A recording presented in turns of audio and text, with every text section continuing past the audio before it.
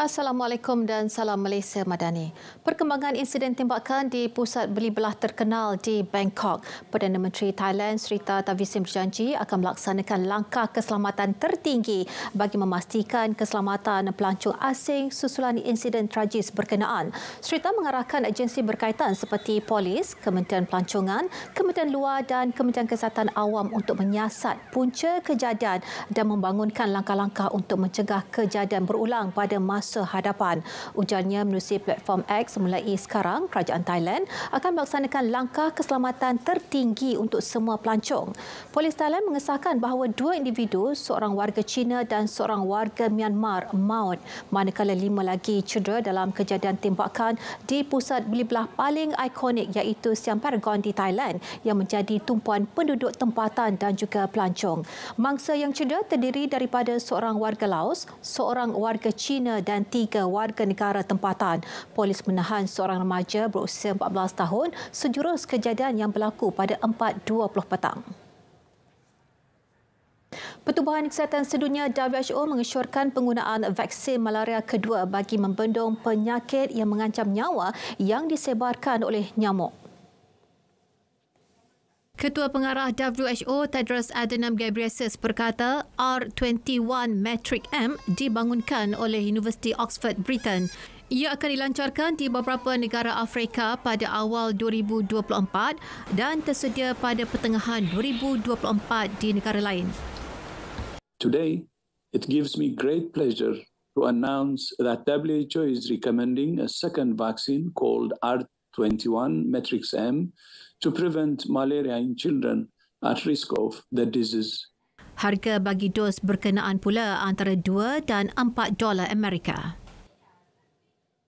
Di Itali, sebuah bas membawa pelancong terjunam dari jejambat. 21 disahkan maut dalam tragedi yang berlaku berhampiran dengan laluan kereta api di daerah Mestre.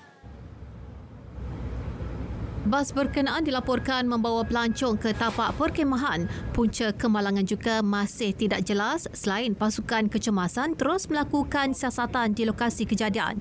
Menurut media tempatan, 18 mayat telah dibawa keluar dari bas yang jatuh 15 meter ke bahagian saluran elektrik dan terbakar pada kira-kira 7.45 malam. Datuk Bandar Venice berkata tragedi yang berlaku amat dahsyat. Sementara itu, Kementerian Dalam Negeri menyebut 21 maut, 12 cedera manakala terdapat 4 atau 5 orang yang belum dapat disahkan. Bagaimanapun, dengan operasi menyelamat berterusan, angka kematian dijangka meningkat. Pihak berkuasa Zimbabwe masih lagi meneruskan pencarian mangsa yang terperangkap susulan lombong emas terbiar runtuh minggu lepas. Lombong yang runtuh pada 29 September itu berlaku di Cengkutu iaitu sejauh 100 km dari barat ibu negaranya Harare. Kemalangan dan lombong terbiar di Zimbabwe adalah perkara biasa. Susulan pelombong berskala kecil melombong di tapak lama yang terdedah risiko runtuh. Naib Presiden Zimbabwe memaklumkan media bahawa 13 maut dalam runtuhan yang berlaku di tapak lama selain tidak ditutup sepenuhnya. Sementara itu, pihak berkuasa sehingga kini masih belum dapat mengesahkan jumlah sebenar yang terperangkap. Keluarga mangsa juga kini memenuhi di kawasan berdekatan lombong menunggu perkembangan terbaru selain bimbang situasi yang lebih buruk.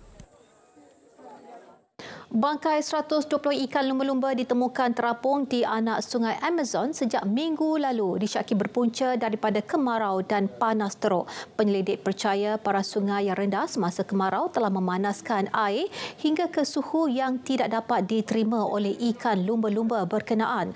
Beribu-ribu ikan telah mati baru-baru ini di sungai Amazon kerana kekurangan oksigen di dalam air.